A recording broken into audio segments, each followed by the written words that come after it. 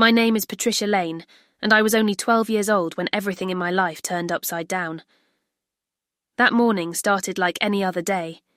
Dad kissed my forehead, smiled gently, and left the house to head to the construction site. He was a site supervisor for a civil construction company in Oregon.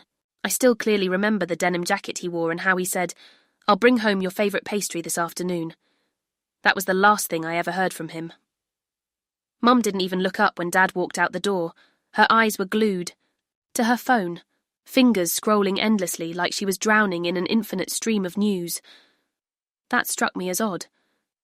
They used to talk every morning, exchange warm glances.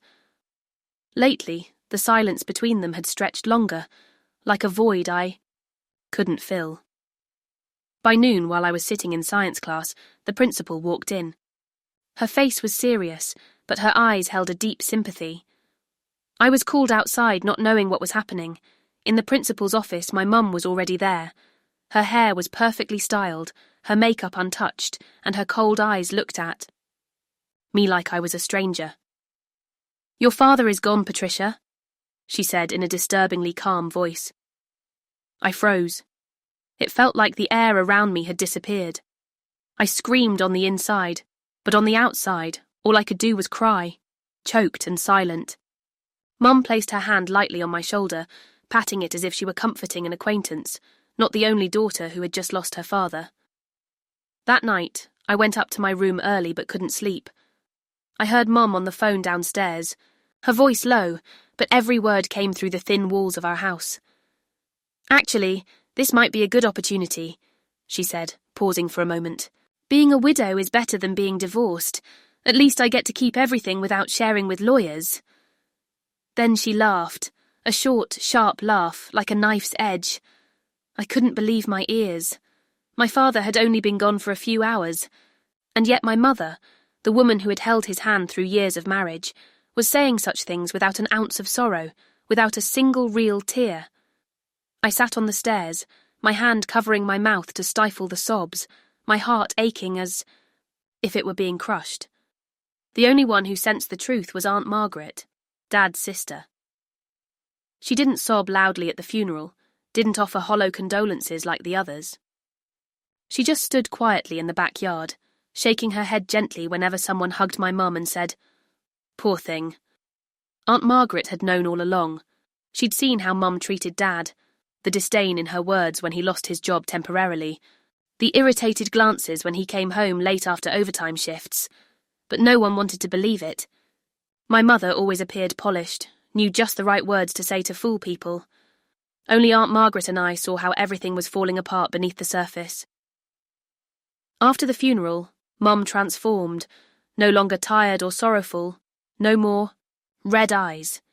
She dressed more extravagantly, wore heavier makeup, and was constantly on the phone. I once caught her tearing up a family photo with Dad in it, then tossing it into the trash without a second thought. That time, I didn't cry. I just stood there, eyes dry, because even my tears seemed to understand there was no place left for them. I had lost the person I loved most, but what hurt more was realizing I never really had a mother. 4 months after the funeral, Mum casually announced she was remarrying. She didn't sit me down or ask how I felt. She stood in the kitchen, stirring her morning coffee, and said it as if she were announcing the weather. "Patricia, Daniel and I are getting married at the end of the month." I froze, and the spoon in my hand dropped to the floor with a cold clang. Daniel Morrison, the man who had shown up at our house a few times after Dad passed. At first, he just came by to help Mum cope with her grief, but over time he appeared more frequently, even bringing his 2 kids, Chase, 14, and Kayla, 11. Chase always looked at me like I was from another planet, while Kayla rarely spoke, just quietly assessed me head to toe whenever her mum signalled her. I used to think I was imagining it. I wasn't. The wedding was a private ceremony in a small garden outside Boise, Idaho. I had no role in the event, wasn't asked about the dress, seating, or even if I wanted to go. Mum simply handed me a pale pink dress and coldly said, "Don't embarrass me." After the honeymoon, Daniel and his kids moved into my house, or rather, the house that used to belong to my dad. That's when everything changed in ways I couldn't have imagined. Kayla was given my bedroom because, as Mum put it, she's a girl and she needs space to paint. I was moved to the attic, a cramped room with rough wooden walls and a single window that was jammed shut. Chase took over my dad's study, once filled with books and sketches. It became his game room.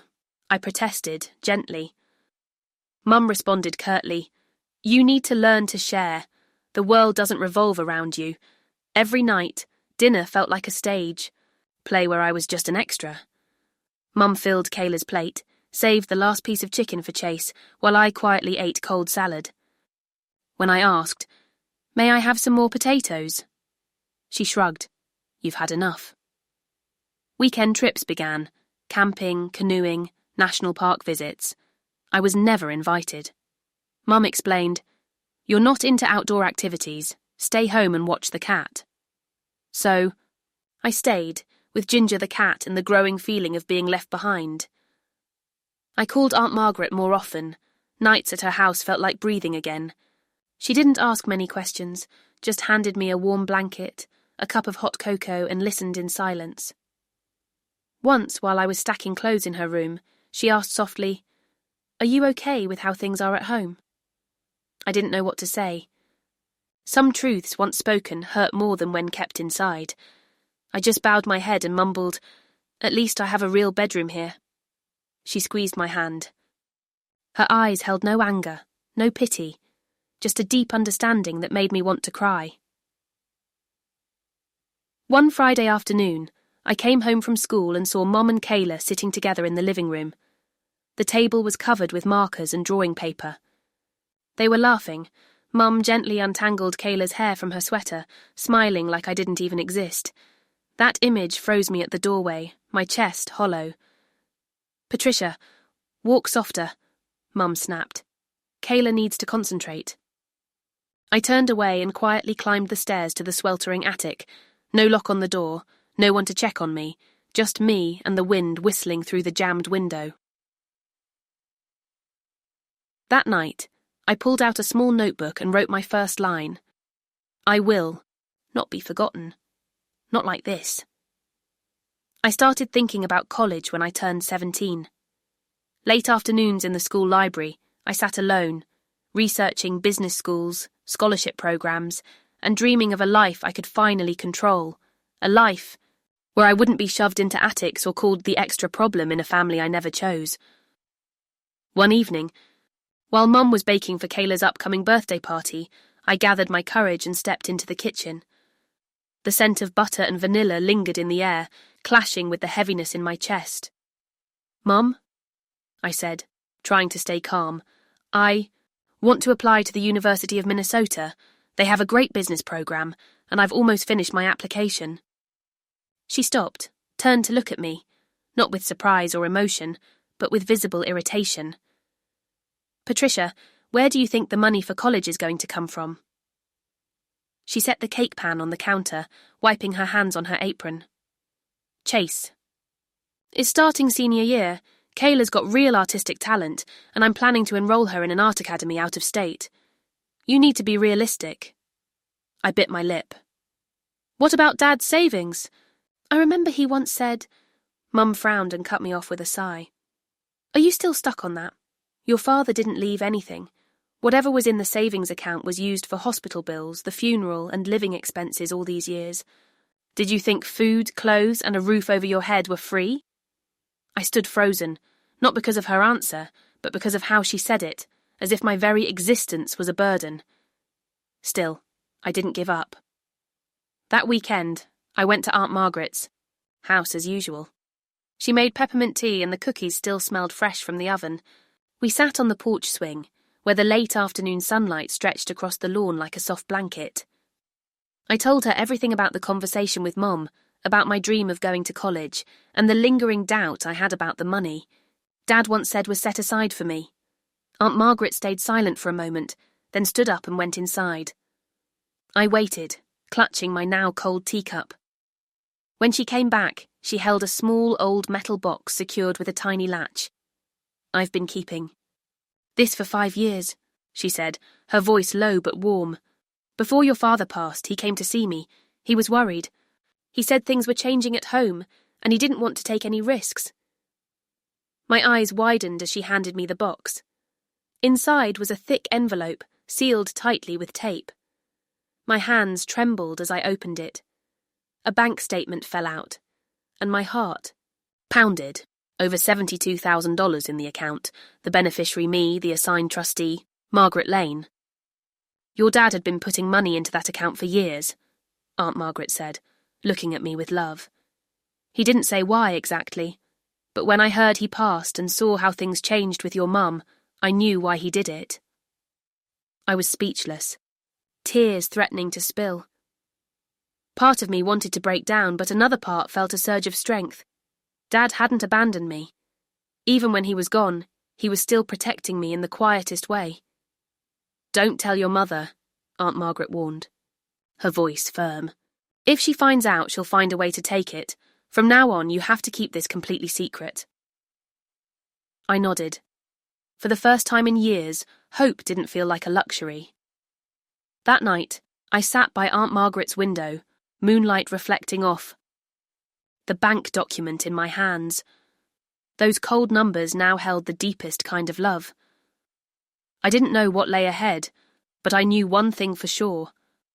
I would fight for my future, and I would never let anyone, not even my mother, take that from me again. I kept the money a secret, just as Aunt Margaret told me to. During my senior year, I poured everything into school. Every morning I woke up earlier than my alarm, did extra assignments, applied for scholarships, and practiced writing essays like my life depended on every word. In truth, it did. At school, Chase still made sarcastic remarks when I brought packed lunches or wore the same old jacket. Don't worry, Patricia, he once sneered. They still need cashiers. Kayla frequently posted pictures of the Happy Family online, pictures I was never in. I stayed silent, as always, because I knew I was preparing for something far greater than anything they could ever imagine. That spring, when I turned 18, I received my acceptance letter from the University of Wisconsin-Madison, majoring in business administration. I also earned a partial scholarship, thanks to my grades, and an essay about my determination to build a life on my own terms. I didn't show the acceptance letter to my mum. Instead, I quietly planned my departure with Aunt Margaret's help and the money my dad had saved for me. 3 months later, I left the house where I had lived like a shadow. No farewell party, no hug. Mom just asked flatly, "Are you sure you can handle living on your own?"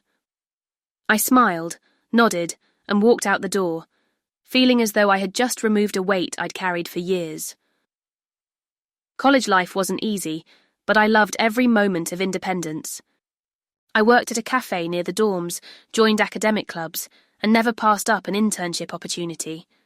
That's where I met Jessica Ward, a classmate whose personality was the opposite of mine, bold, energetic, but incredibly kind. One time, while working on a marketing strategy project together, Jessica invited me to her house to prepare our presentation.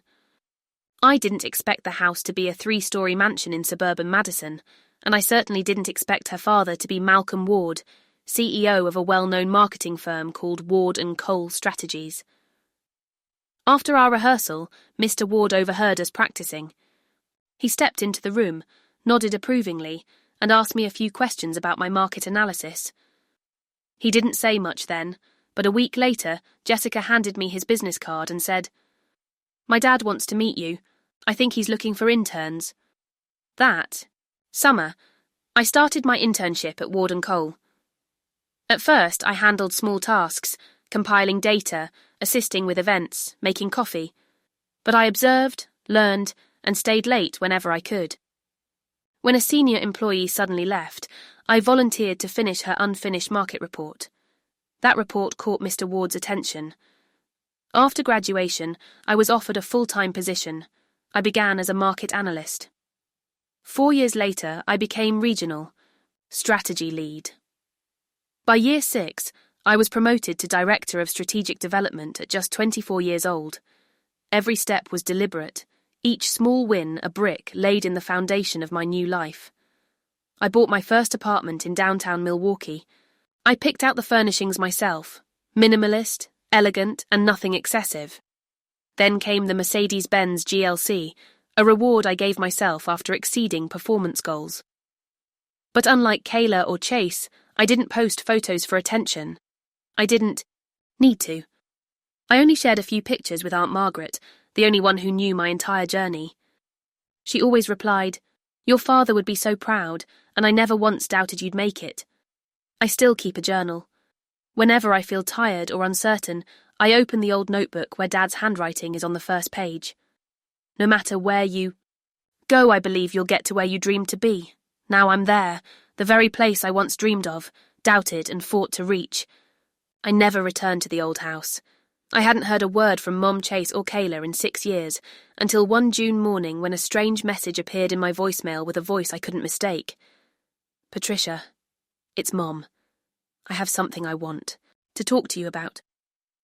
The message came at 7 a.m, on the same day I was promoted to regional vice president at Ward & Cole. As I sipped my coffee on the balcony, watching Milwaukee awaken below, my phone buzzed with a simple notification. "Patricia, I'm having my 55th birthday party at Belle Reve Restaurant Saturday, 7 p.m. You should be there. Don't make people think I didn't raise you right." No warm greeting, no explanation. Just a cold demand. Exactly how she used to control my life when I was a child. Even the way she wrote "you should be there" made me laugh, like nothing had happened all those years, like I was still stuck in the attic, eating dinner alone. I planned to delete the message, but part of me, not to forgive, but to prove something, wanted to see the look on her face when she realized the daughter she once abandoned had grown up. That afternoon, I sat, with Aunt Margaret in the living room, recounting the message with a smirk. She set her teacup down, watching me for a long moment. "Are you going to go?" I nodded. I don't want anything from her, but I think it's time she saw the truth she's been denying all these years. Aunt Margaret raised an eyebrow. "So what are you going to give her?" I opened my phone and showed Aunt Margaret a confirmation email, a 3-month luxury vacation at a 6-star resort in Iceland, first-class tickets, full-service package, total cost $180,000. Aunt Margaret nearly dropped her glasses. "Goodness, Patricia," I gave a soft smile. She'll never receive this trip, but I just want to see her reaction. Just once. On Saturday evening, I chose a simple black dress from a brand most people unfamiliar with fashion would mistake for something cheap. I took a taxi to Belle Reve, a fancy-looking restaurant, but I knew the truth. The food was average at best, and the price was inflated by chandeliers and background violin music. The private dining room was decorated with candles and elegant, fake flowers. My mother sat in the centre, her sequin dress sparkling, makeup flawless down to every detail. Next to her was Daniel, still as dull as ever. Chase and Kayla flanked them, beaming in designer outfits, acting like movie stars. When she saw me, Mum narrowed her eyes, then forced a social smile.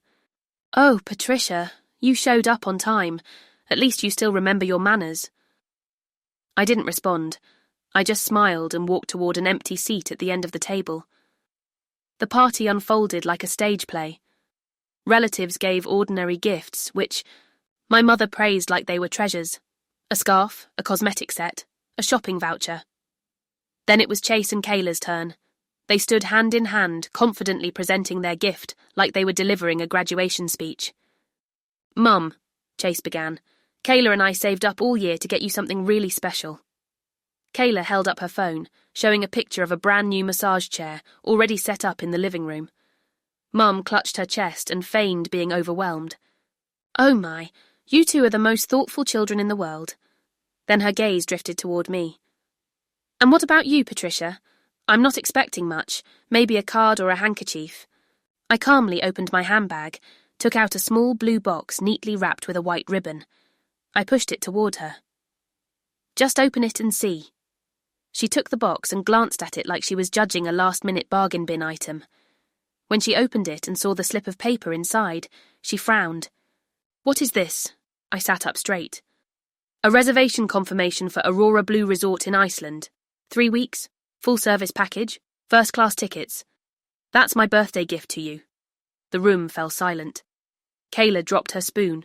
Chase's eyes widened, and Daniel stopped chewing his cake. Mom looked at the paper, then at me. Are you joking? Where did you get the money for this? I smiled, my gaze steady. I am the Regional Development Vice President at Ward & Cole. I live downtown, and the taxi I took tonight was, so I didn't have to worry about parking my new Lexus. I bought it last week. Her face froze. No more smiling, no more sarcasm, only shock. I stood up, gently took the box back and placed it in my bag. But you're right. If you think this gift isn't valuable enough, I'll give it to someone who truly deserves it.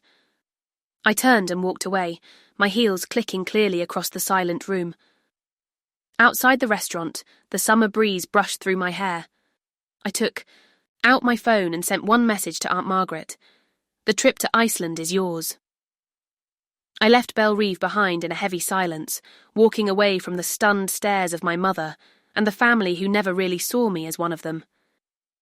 That night, I didn't go straight home. I stopped by Aunt Margaret's, where the lights were still on, and a cup of hot tea was already waiting, as if she had known exactly how the evening would unfold. I told her everything. The way my mother belittled the gift before opening it, her shock when she saw its real value, and what I said before leaving. Aunt Margaret didn't laugh, but her eyes shimmered with pride.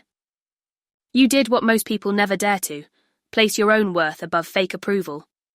I nodded, feeling lighter. I don't need her apology, I just need her silence.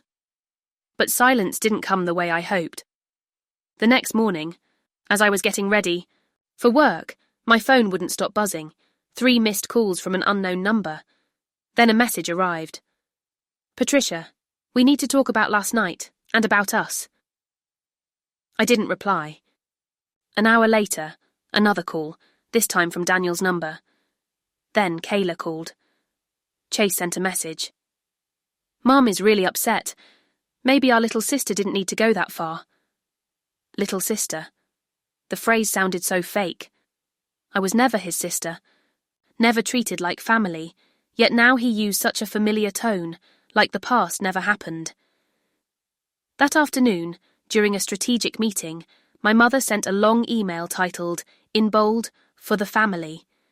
She claimed the party had been a misunderstanding, that I had overreacted, and that she wanted to start over if I truly wished to reconnect. But just a few lines later, the truth leaked out. She mentioned how Kayla really needs an internship at a reputable company to enhance her college applications, and how Chase has great business potential but needs guidance. Then she added, if you know anyone hiring at your company, consider referring Chase. He has excellent leadership skills. I read the whole email without feeling anything, not anger, not sadness, just the sense that I was reading a shallow investment proposal, flowery language but completely hollow. The next day, I blocked every number from my mother's family. I filtered their emails. I changed my social media privacy settings and told our office security team that anyone with the last name Morrison should not be allowed in. Late that evening, Aunt Margaret called, her voice hesitant. Patricia, your mother came to my house this morning. I paused for a few seconds. What did she say? She wanted your address, said she had the right to see you, that a mother shouldn't be treated like a stranger by her own child. I told her she gave up that right a long time ago. I closed my eyes, imagining her standing on Aunt Margaret's porch, wearing her designer dress, makeup flawless, gripping her purse like she was bidding at an auction. Did she do anything outrageous? I asked. She did. She yelled in the street, accusing me of dividing the family, that I was selfish, and that everything she ever did was to help you succeed. I let out a quiet laugh. Succeed by locking me in an attic? I told her that. Aunt Margaret sighed softly. She went quiet for a while, then left. But Patricia, the look in her eyes, I think she's truly desperate this time. I didn't know what. Emotion I was feeling, sadness, pity, or just the numbness of years of abandonment. But I knew one thing for sure. No amount of late tears could erase years of being forgotten, and coming back just for benefits could never be called love. That night, I sat alone on my sofa, gazing out at the city through my large window. I reopened the Iceland vacation email and updated the recipient's name, Margaret Lane. I added a small note. For the one woman who chose to stay even when the world turned away. When I hit send, I wasn't just giving away a gift, I was closing a chapter of my life and stepping into the next one with my head held high. Margaret's trip to Iceland was scheduled for early September, right during the most breathtaking season of the Northern Lights. When I told her, she nearly dropped her glass. "You're kidding, Patricia. Iceland? A 6-star resort? Oh my goodness, I've never even left this state." I smiled, laying the printed flight tickets and itinerary on the wooden kitchen table. "No kidding. You deserve all the best things and more." Aunt Margaret went quiet for a moment, then looked at me with an expression I'll never forget, one filled with unconditional love, pride, and deep gratitude. No fancy words, no tears, just a warm squeeze of my hand. And it was enough. Since the night of my mother's birthday party, I had erased every trace of the past. Phone numbers, email addresses, even old belongings from the house. I had given them away or thrown them out, not out of bitterness, but because I didn't want to hold on to anything that reminded me of a place where I felt invisible. I focused on my work and on the relationships that truly mattered. I spent more time with Aunt Margaret, cooking together on weekends, taking morning walks around Lake Geneva every Sunday. Those seemingly simple things made me feel more loved than any empty words ever spoken by the woman who used to call herself my mother. Week before the trip, I scheduled a private car to pick Aunt Margaret up at the airport, hired a local guide so she could fully enjoy everything without worry, and even booked a full-body spa session at the hotel she'd be staying in, with a view that looked out to snow-covered mountains year-round. Aunt Margaret couldn't stop laughing as I listed the plans. "You're turning me into royalty." I just smiled and said softly, "I'm only giving back a small piece of what you gave me." During that time, I didn't receive any more messages or calls from my mother. Maybe she finally understood that this time, I had truly closed the door. No more soft spots, no second chances. Her silence was the most valuable thing she had ever given me. The day before her departure, I gave Aunt Margaret a teal silk scarf, the colour of the Northern Lights I had seen in pictures. She hugged me tightly, eyes glistening. "Your father must be looking down and smiling." I nodded. I believed that too.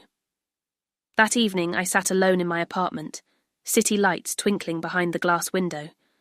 I pulled out my old notebook, the one I started when I was just a girl banished to the attic, and read the first line I ever wrote. "I will not be forgotten." Not like this. Now I added a new line below it, and I wasn't forgotten. I created my own place right where I belong. I closed my eyes. I no longer felt heavy or bitter. Instead, I felt peace, like I had finally taken off the weighty coat of the past. The next morning, I dropped Aunt Margaret off at the airport. She rolled her suitcase, the teal scarf wrapped around her neck, chattering about the weather in Reykjavik and whether she should eat breakfast on the plane or at the terminal. Before entering the security checkpoint, she looked back at me, her eyes gleaming like a child about to go to summer camp. "You know, Patricia, I always hoped that one day you'd live up to your full potential, but I never imagined you'd be the one helping me live my own dream." I hugged her tightly. "Because you were the first person who believed in me when no one else did." She walked away, her small figure gradually disappearing behind the line of passengers. I stood there for a while, then turned and walked out of the airport, my heart light. I didn't have a big, loud family or picture-perfect posts on social media, but I had one person who was always there for me, someone who chose me every single day, not for gain, not for appearances, but simply out of love. And sometimes, just one person like that is enough to be called family. From a forgotten girl living quietly in an attic, I had risen and built a life I'm truly proud of. I learned that family isn't about blood. It's about those who choose to love and stand by you unconditionally. Success doesn't come from others' approval, but from daring to believe in your own worth. And sometimes, finding happiness means having the courage to let go of what once hurt you. What do you think about Patricia's story and her courageous choices? Share your thoughts below, and don't forget to follow the channel for more heartwarming and meaningful stories about family and